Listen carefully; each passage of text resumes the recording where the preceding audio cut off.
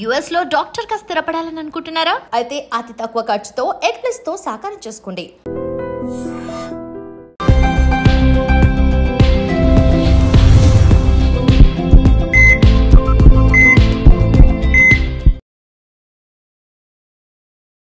నమస్తే, welcome to healthy conversations with IT media. నేను మీ Jhansi. So ఈరోజు మనతో ఉన్నారు వంటింటి చిట్కాలకు కేర్ ఆఫ్ అడ్రస్ అయిన మధుసూదన్ శర్మ గారు.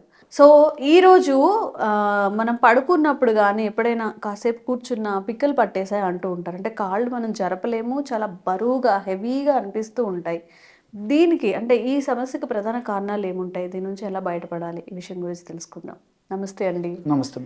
సో చాలామందికి నిద్రలో కాళ్ళు లాగుతున్నట్టు అనిపించడం, అంటే ఒక 10 మినిట్స్ 15 మినిట్స్ అది ఎక్స్పీరియన్స్ చేస్తూ ఉంటారు. చాలా బరువుగా, కొంచెం బండగా అయిపోయి మొద్దుబారిపోయాయి అంటూ ఉంటారు. మరి ఈ సమస్య అనేది ఎందుకు వస్తుంది, ఎవరెవరిలో వస్తుంది, రాకుండా మనం ఎలాంటి జాగ్రత్తలు తీసుకోవచ్చు?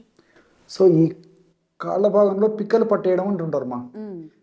మస్కులర్ క్రాంప్స్ అని, మజిల్ క్రాంప్స్ అని చెప్పేసి చెప్తుంటారు.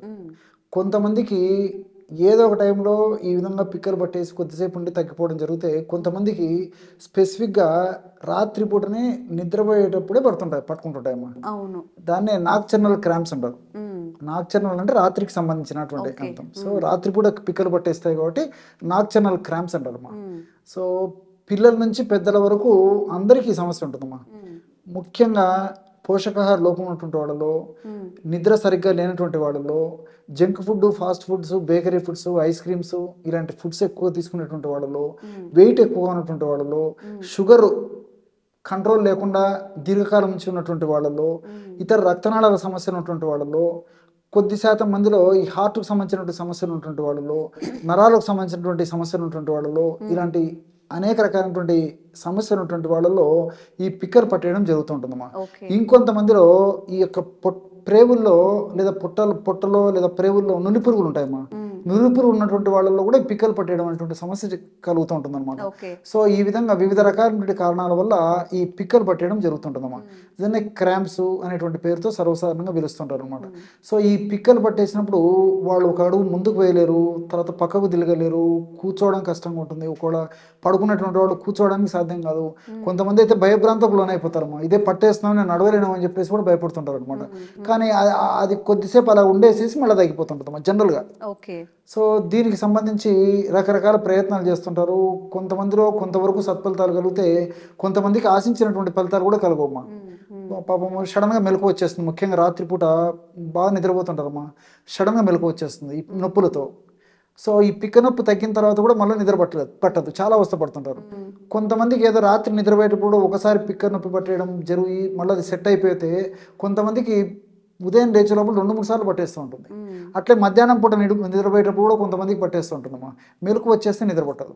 ఈ విధంగా రకరకాలైనటువంటి పరిస్థితులు, ఈ పిక్క నొప్పులు లేదా క్రాంప్స్ అనేటువంటి పరిస్థితులు ఉంటాయమ్మా. దీనికి మంచి రెమెడీ చెప్తాను చూడమ్మా. జీలకర్ర పొడి ఒక 50 గ్రాములు తీసుకోవాలి. అదేవిధంగా వామును వేయించి చేసినటువంటి పొడి ఒక 10 గ్రాములు తీసుకోవాలి. అట్లే శొంఠి పొడి 10 గ్రాములు తీసుకోవాలి. దాల్చిన చెక్క పొడి 10 గ్రాములు తీసుకోవాలి. ఒక జీలకర్ర పొడి మాత్రమే 50 గ్రాములు తీసుకోవాలి.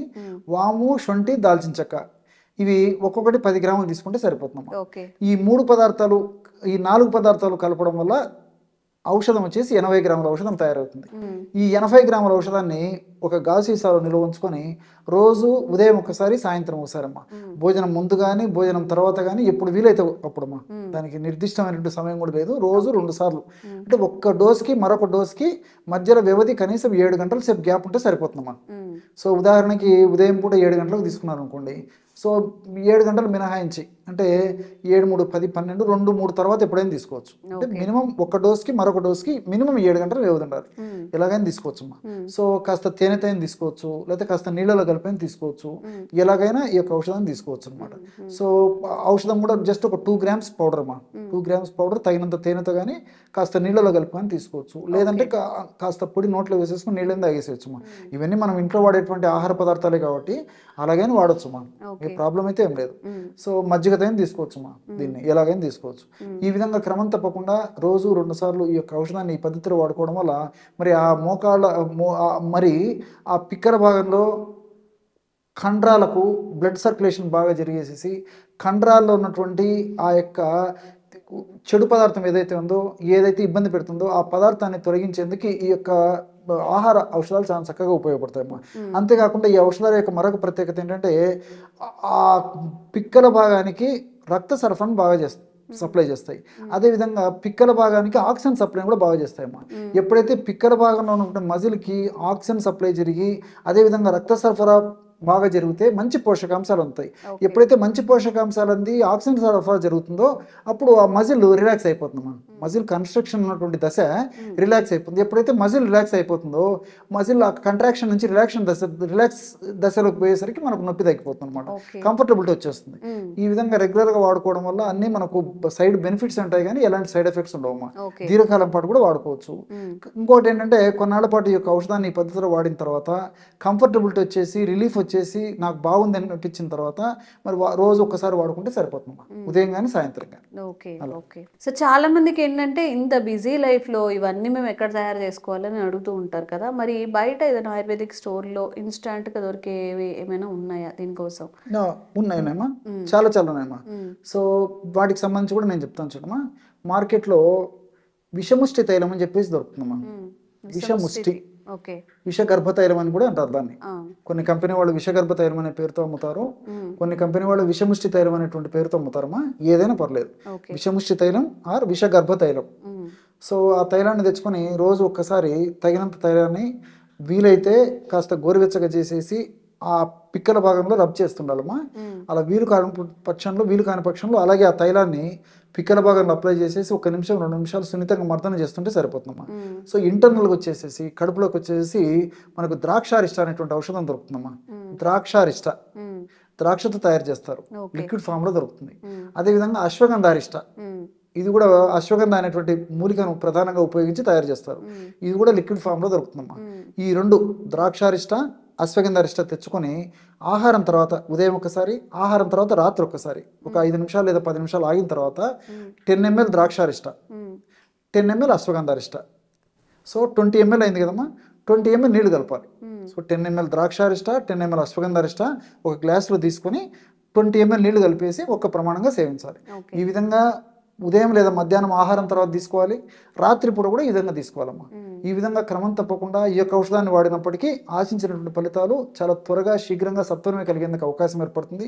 దీనికి తోడు నేను చెప్పినట్లు ఈ పైపూత మందుగా వాడుకోవడం వల్ల ఫలితాలు మరింత త్వరగా వస్తాయమ్మా. Okay okay. సో ఎవరైనా కానీ ఇట్లా నిద్రలో ఎక్కువగా పిక్కలు పట్టేయడం లేకపోతే కూర్చున్నా కానీ చాలా నొప్పిగా బాధగా అనిపిస్తున్న వాళ్ళందరికీ కూడా హోమ్ రెమెడీ చెప్పారు. అలాగే బయట దొరికే మెడిసినల్ వాల్యూస్ ఉన్న ఇవి కూడా చెప్పారు. కాబట్టి మీ ఫీజిబిలిటీని బట్టి మీ వెసులుబాటుని బట్టి అవి తెచ్చుకొని వాడుకొని తొందరగా ఆ ప్రాబ్లం నుంచి బయటపడతారు. అండ్ ఇంకెలాంటి సమస్యలు ఉన్నా కామెంట్ చేయండి. తప్పకుండా ప్రకృతి పరంగా ఎలాంటి సైడ్ ఎఫెక్ట్స్ లేని ఒక మంచి వైద్యాన్ని మీకు అందించే ప్రయత్నం చేస్తాం. Thank you so much sir. నమస్తే. And for more videos, please subscribe to iDream. Please subscribe to iDream. Please subscribe iDream. And please subscribe to iDream. For more videos, subscribe to iDream. please like, share and subscribe to the channel. Congratulations, iDream. Subscribe to iDream. Subscribe to iDream. So subscribe to iDream Media. iDream ki iDream team andarki huge congratulations. Please subscribe iDream Media. Please subscribe to iDream. Subscribe iDream. Please subscribe to iDream. iDream అంటే నా కళల channel subscribe చేసుకున్నారు, నోరు తిరుగుతలేదు, మీరైతే గంట గుర్తు కొట్టండి. For more such videos, please subscribe to iDream. Subscribe to iDream. Please subscribe to iDream. Please subscribe iDream Media. Please do subscribe to iDream. Please subscribe to iDream Media. For best entertainment and information, please subscribe iDream. And don't forget to subscribe to iDream.